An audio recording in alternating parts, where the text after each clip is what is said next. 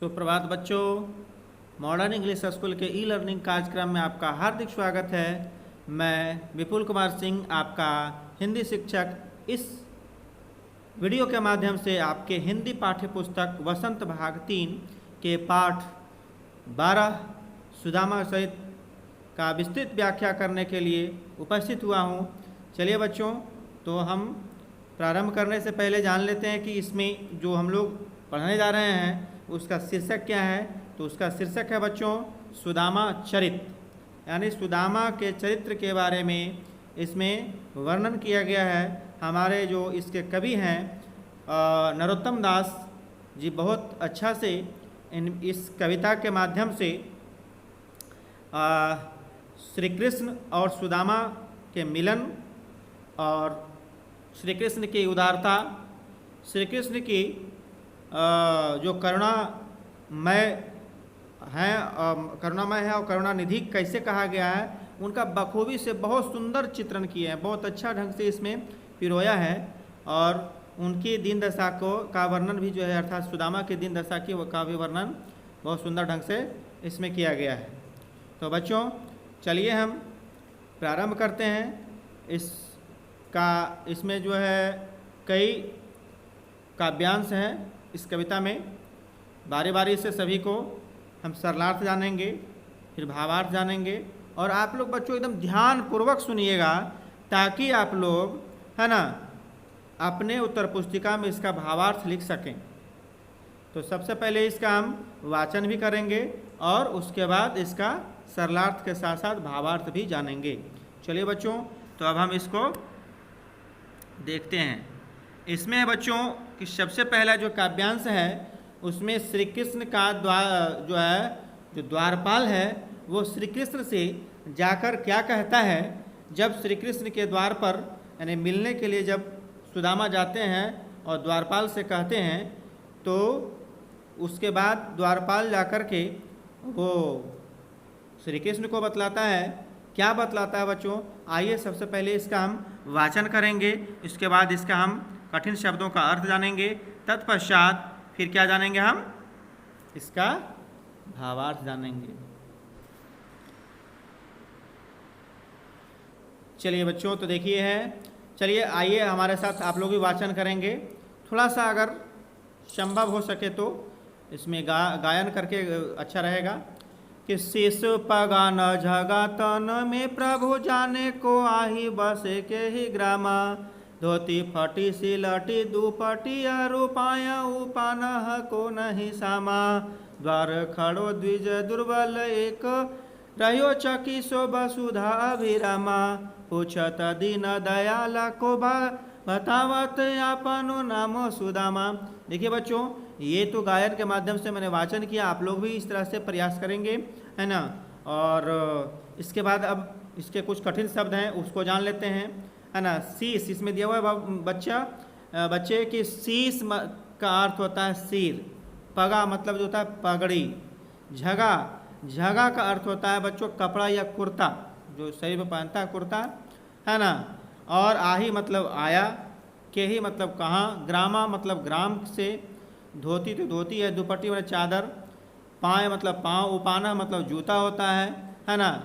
और द्विज मतलब ब्राह्मण होता है, दुर्बल तो आप जानते ही हैं कि कमज़ोर होता है। रहियो मतलब देख रहा है ना। तो यहाँ पर आपका और क्या है, चकिसो मतलब ध्यान से देख रहा है।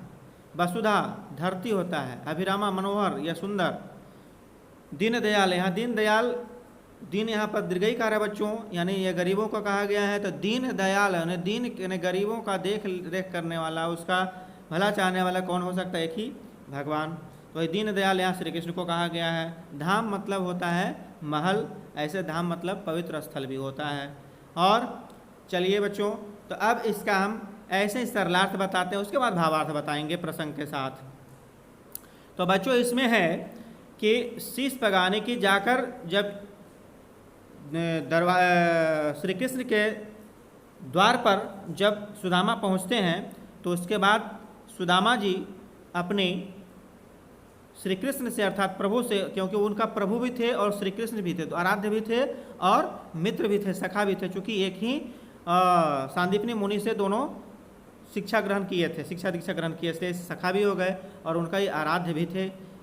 श्री कृष्ण जो आराध्य थे किनका, अर्थात सुदामा का। तो यहाँ पर वो क्या कहते हैं, अपने द्वारपाल से कहते हैं कि हमें श्री कृष्ण से मिलना है। तो पहले देखिए यहाँ पर देखते हैं कि शीश पगा न झगा तन में, क्योंकि शीश पर न तो पगड़ी है, न तन पर कुर्ता है ना, न कपड़ा है।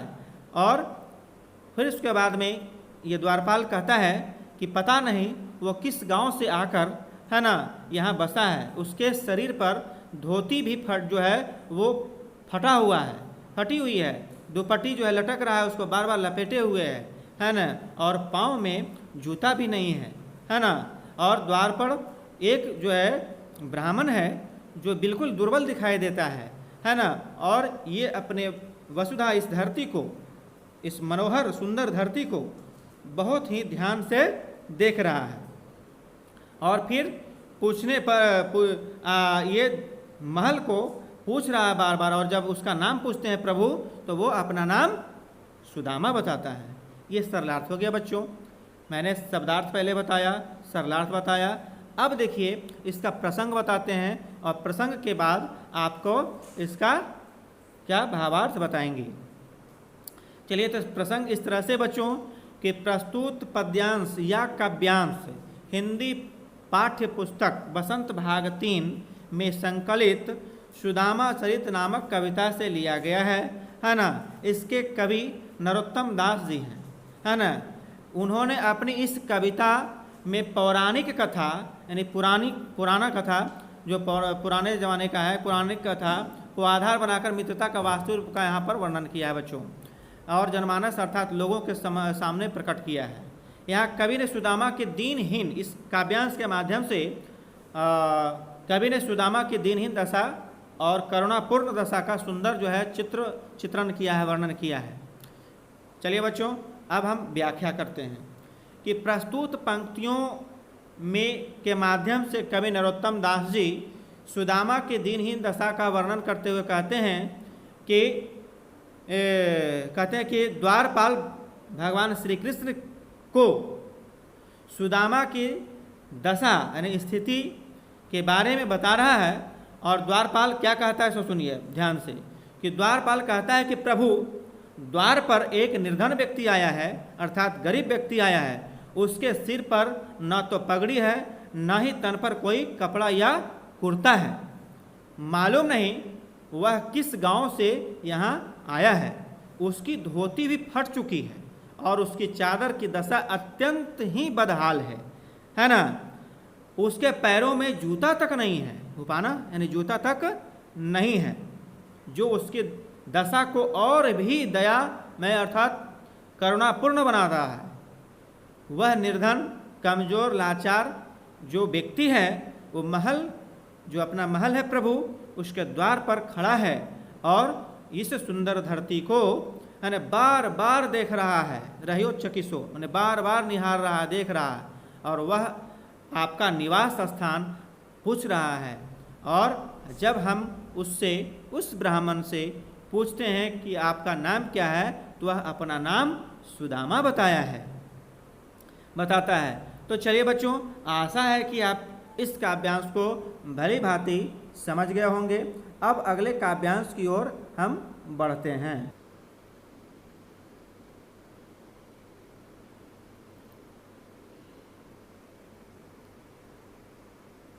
तो बच्चों, इसमें अब अगला काव्यांश आपका जो है वो क्या है, इस काव्यांश में है कि श्री कृष्ण और सुदामा का मिलन कैसे होता है। इसका बखूबी वर्णन जो है, बहुत सुंदर वर्णन किए हैं। तो आइए देखते हैं इसका क्या है। इसका है बच्चों कि ऐसे बेहाल बिवाई न सोपग कंटक जाल लगे पुनि जोए, हाय महादुख पायो सखा तुम आए इतय न कितय दिन खोए। ए देखी सुदामा की दीन दशा करुणा करी कै करुणा निधि रोए, पानी परात को हाथ छुयो नहीं नैनन के जल सोपग धोए। बच्चों, इस काव्यांश में सुदामा और श्री कृष्ण के मिलन का बहुत ही सुंदर जो है चित्रण है। बहुत अच्छा से जो वर्णन किए हैं हमारे कवि नरोत्तम दास जी। चलिए तो इसका सबसे पहले हम क्या जान लेते हैं बच्चों, सबसे पहले इसका शब्दार्थ जानते हैं, उसके बाद सरलार्थ जानेंगे, उसके बाद भावार्थ जानेंगे। तो चलिए बच्चों इसमें हम देखते हैं कि क्या है। देखिए कि यहाँ पर आपका बेहाल दिया हुआ, बेहाल का मतलब होता है जिसका हाल बिल्कुल बुरी है, यानी बिल्कुल खराब है। बिवाइन मतलब पैरों के तलवे, पैरों के तलवे, तलवा जो सोल जिसको इंग्लिश में बोलते हैं बच्चों, है ना, तो वो तलवा है और जिसकी चमड़ी जो है फट जाती है ना। पग मतलब पैर होता है ना, और कंटक मतलब कांटे, जोय मतलब उगना, महादुख, महादुख का मतलब बहुत ही अत्यधिक पीड़ा या दर्द, इतय मतलब इतना, कितय मतलब कितना या कहाँ, और दीन का मतलब गरीबी, दीन दशा मतलब गरीबी के दशा, करुणा करिके यानी करुणा मतलब दया होता है बच्चों, हालांकि करुणा यहाँ पर लिखा हुआ है उस तरह से लेकिन टवर्गना होता है, लेकिन फिर भी यहाँ पर वही होगा। करुणा निधि यहाँ पर श्री कृष्ण को कहा गया बच्चों। और परात जो है बच्चों, यहाँ पर जो है जो वर्णन किया गया है परात का, तो ये परात जो है बच्चों आपका किसके लिए प्रयुक्त हुआ है बच्चों, एक बहुत बड़ी थाली होती है जिसमें कि पैरों को धोया जाता है, उसमें पानी रहता है ना, तो पानी परात रखने की बहुत बड़ी थाली या थैला, और नैनन मतलब आँख होता है। चलिए बच्चों तो इसका पहले हम जानते हैं कि सरलार्थ क्या है।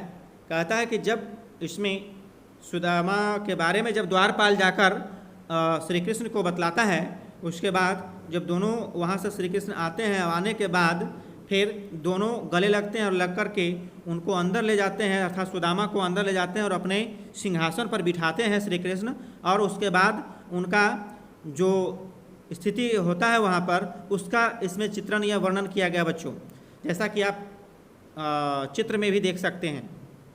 सबसे पहले कि ऐसे बेहाल बिवाइन सो, माने इतना बदतर हालत और पैरों में जो छाले पड़ गए हैं उसमें बिवाई फट गया है, और मालूम पड़ रहा है कि जैसे कि उससे कंटक माने कांटा जो है उग आया है। क्या उग आया है? कांटा उग आया है ना। और इतना जो है वही अपने सखा अर्थात मित्र को श्री कृष्ण सुदामा से कह रहे हैं कि मित्र तुम इतना दिन कहाँ खो दिए, कहाँ बिता दिए, है ना, ऐसी स्थिति कहाँ जो है तुम अपना जो है बिता दिया और हमारे याद तक नहीं किया और यहाँ आया भी नहीं। और फिर उसके बाद में उनके पैरों को धोने के लिए एक बहुत बड़ा परात मंगाते हैं, उससे परात में भरा पानी ताकि उनके पैरों को धोएं। लेकिन उनकी दीन दशा अर्थात सुदामा की दीन दशा को देख करके उन्होंने क्या किया, इतना रो रहे थे कि उनके अश्रु से ही सुदामा के पैर जो है धुल गए। चलिए बच्चों अब ये सरलार्थ था, अब इसका भावार्थ बताएंगे। इसके पहले हम इसका देख लेते हैं प्रसंग कि प्रस्तुत पंक्तियाँ हमारे हिंदी पाठ्य पुस्तक वसंत भाग 3 में संकलित, क्षमा करेंगे, प्रस्तुत पंक्तियाँ हमारे हिंदी पाठ्य पुस्तक वसंत भाग 3 के पाठ 12 सुदामा चैत्र नामक कविता से लिया गया है। इसके कवि नरोत्तम दास जी हैं, है ना। इस कविता में दो मित्रों की, है ना, पौराणिक कथा को इसमें आधार बनाकर के इस रचना की है। यहाँ कवि ने सुदामा के दीनहीन दशा को देखकर भगवान कृष्ण जो है आत्मविभोर हो जाते हैं। करुणा से अर्थात दया मई दृश्य का सुंदर यहाँ पर वर्णन किया गया है बच्चों। चलिए अब व्याख्या इस तरह से कि प्रस्तुत पंक्तियों में कवि नरोत्तम दास जी ने सुदामा के दीनहीन दशा के बारे में बताकर उनके मित्र श्री कृष्ण का करुणापूर्ण दृश्य दिखाया गया है, बतलाया गया है बच्चों प्रस्तुत पंक्तियों में। यहाँ पर कवि कहना चाहते हैं कि सुदामा के पैरों में बिवाई फूटी हुई है। क्या फूटी हुई है? बिवाई, जो अत्यंत पीड़ायुक्त है, दर्द देने वाली है। उसके पैरों से ऐसा लग रहा है जैसे वहाँ कांटों का कोई जाल उगाया हो। क्या चीज़ का? कांटों का जाल, क्योंकि यहाँ पर जो है रास्ते में जब आए थे तो कांटे लग भी गए थे, चुभ गए थे और पूरे लहूलुहान हो गए थे। तो वही वहाँ पर कह रहा है बच्चों कि उसके पैरों से अर्थात सुदामा के पैरों से ऐसा लग रहा है जैसे वहाँ कांटों का कोई जाल उगाया हो। और सुदामा को देखकर श्री कृष्ण कहते हैं कि हे मित्रों, ये तुमने कितने दुख किए हो, है ना, तुमने यहाँ आने में कितने दिन व्यतीत कर दिए, बिता दिए, गंवा दिए, व्यर्थ कर दिए। सुदामा की यह हालत देखकर करुणा के सागर श्री कृष्ण पीड़ा से अर्थात दर्द से भरकर फूट फूट कर रोने लगे। और उन्होंने न पानी को और न ही परात को, है ना, क्या किया, हाथ भी लगाया, और उन्होंने अपने नेत्रों अर्थात आंखों के आंसुओं से ही अपने मित्र सुदामा के पैरों को धो दिया। अर्थात इतना रो रहे थे फूट फूट करके उनकी सुदामा की दिन दशा को देख करके, गरीबी की स्थिति को देख करके, कि उनकी अश्रुधारा जो बह रही थी उनके पैरों पर जा रही थी, और फिर उनके पैरों को धो दिए। वही अश्रुधारा से परात की जो पानी थी, जैसे पानी था जैसे कि तैसे रह गया, वो छुए तक नहीं। चलिए बच्चों, तो ये आपका दूसरा काव्यांश का क्या था, भावार्थ था। अब अगले जो है और जो शेष काव्यांश हैं उसका अगले वीडियो में। इसमें इतना ही बच्चों, आप लोग ध्यानपूर्वक इसको सुने होंगे और सुन करके इसका भावार्थ को अपने उत्तर पुस्तिका में अंकित कर मेरे नंबर पर अवश्य भेजेंगे। यदि कहीं अभी भी कोई दिक्कत हो तो आप पूछने के लिए स्वतंत्र हैं। चलिए बच्चों, तो धन्यवाद।